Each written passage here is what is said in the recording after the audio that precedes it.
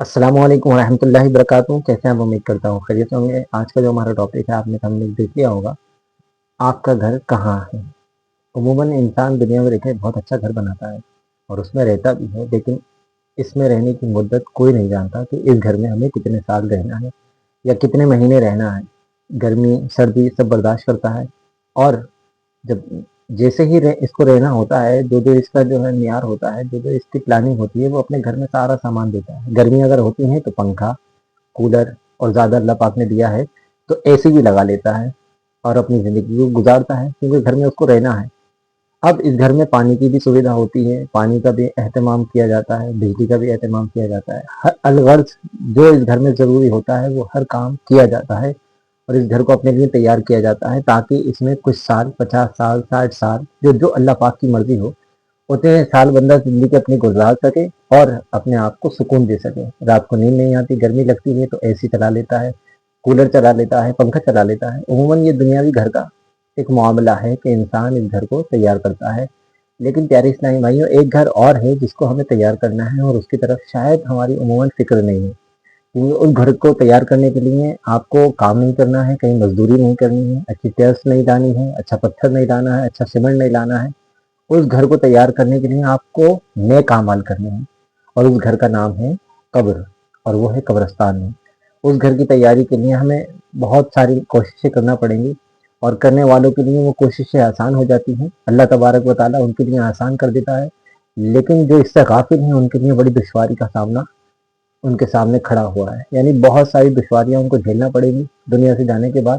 جو اس دنیا میں محبت کرتا ہے اپنے گھر سے، اپنے کاروبار سے، اپنے بزنس سے، اپنی اولاد سے، اپنے بچوں سے، الغرض اپنی اچھی خواہشات سے محبت کرتا ہے، جب دنیا وہ چھوڑے گا تو اسے بہت ساری آزمائشوں کا سامنا کرنا پڑے گا۔ آئیے حضرت کی ایک ویڈیو دیکھتے ہیں، اس کے بعد اپنی ویڈیو کا اختتام ہم کریں گے انشاءاللہ۔ دو حبیب بھائی ہمارے کچھ فرما رہے ہیں۔ آپ سے اور مجھ سے کوئی پوچھتا ہے گھر کہاں ہے، کوئی کہتا ہے رنچوڑ لائن میں، کوئی کہتا ہے گارڈن میں، کوئی کہتا ہے کلفٹن میں۔ ہیں جنت میں گھر ہے کہ نہیں؟ ادھر گھر بنایا کہ نہیں بنایا؟ ادھر کدھر رہو گے؟ ادھر نرم بستر کے بغیر جس کو نیند نہیں آتی، رات کو پنکھا نہ چلے تو بے چین ہو جائے، یو پی ایس لگائے، جنریٹر لگائے، تھوڑے پیسے آئے تو اے سی لگایا۔ قبر میں اگر آگ بھڑک رہی ہے تو پھر کیا کیا ہے ہم نے؟ ادھر کتنا سوئیں گے اور ادھر کتنا سونا ہے، پتہ ہے آپ کو؟ حضرت آدم علیہ السلام سے لے کر آج تک لوگ قبر میں جا رہے ہیں، ہم قبر میں اتار رہے ہیں لوگوں کو، سب قبر میں ہزاروں سال سے ہیں، پتہ نہیں کتنے سو کتنے ہزار سال رہنا پڑے گا، مگر قبر روشن ہے کہ نہیں کوئی ٹینشن نہیں کسی کو۔ جس کا یہاں نرم بستر ہے نا، جس کو نرم تکیے کے بغیر نیند نہیں آتی، وہ سوچے میں سانپ اور بچھوؤں کے ساتھ کیسے سوؤں گا؟ قبر نے اگر دبا دیا اور پسلیاں توڑ دی تو میرا بنے گا کیا؟ اگر قبر میں آگ بھڑکا دی گئی تو دیکھا آپ نے پیارے اسلامی بھائیوں کہ اب ہمیں اپنا گھر کیسے تیار کرنا ہے، اپنی قبر کی کیسے اپنی تیاری کرنی ہے۔ گھر کے تو ہم معاملات گزار لیں گے، اگر پنکھا نہیں ہے تب بھی زندگی گزر جائے گی، باہر چلے جائیں گے، لیکن قبر کے اندر اگر ہمیں لٹا دیا گیا اور وہاں کی اگر ہمارے پاس کوئی تیاری نہیں ہوگی تو پھر ہم کیا کریں گے؟ قبر سے کیسے باہر نکلیں گے، کیسے جائیں گے، کہاں سے ٹھنڈی ہوا آئے گی، کہاں سے ٹھنڈا پانی پیئیں گے؟ الغرض جو بھی پریشانی دشواری ہے دنیا میں تو انسان جھیل لیتا ہے، لیکن قبر کا معاملہ بہت دشوار ہے۔ اس لیے پیارے اسلامی بھائیوں، قبر کی ہمیں تیاری ضرور کرنی ہے، قبر کے بارے میں ضرور سوچنا ہے۔ خدا نہ خواستہ کہیں ایسی دنیا سے چلے گئے تو ایسا نہ ہو کہ ہمیں عذاب قبر گھیر لے، قبر کے عذاب میں ہمیں مبتلا کر دیا جائے، قبر ہمیں اس طرح سے دبا دے، کہیں ایسا نہ ہو کہ دشواریاں ہمارے سامنے کھڑی ہوں۔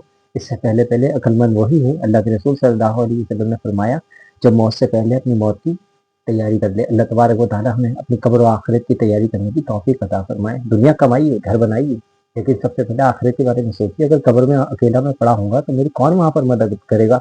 آج گھنٹوں ہم دوستوں کے ساتھ گزار رہے ہیں، محفلوں میں گزار رہے ہیں، ہر جگہ ہمارے پاس ٹائم ہے، لیکن نماز کے لیے ٹائم نہیں ہے، قرآن کی تلاوت کے لیے ٹائم نہیں ہے، سنتوں پہ عمل کرنا ایسا ہو گیا جیسے دشوار، اور لوگ مذاق اڑاتے ہیں تو ہم جو ہے شرما جاتے ہیں۔ تو ایسا نہ کریں، حضور کی سنتوں میں عظمت ہے، انسان کو عروج ملتا ہے۔ حضور صلی اللہ علیہ وسلم کی سنتوں پہ جب کوئی عمل کرتا ہے تو اس کے عزت و وقار میں بڑھوتری کر دی جاتی ہے، اس کو مقام و مرتبہ اللہ تبارک و تعالیٰ عطا فرما دیتا ہے۔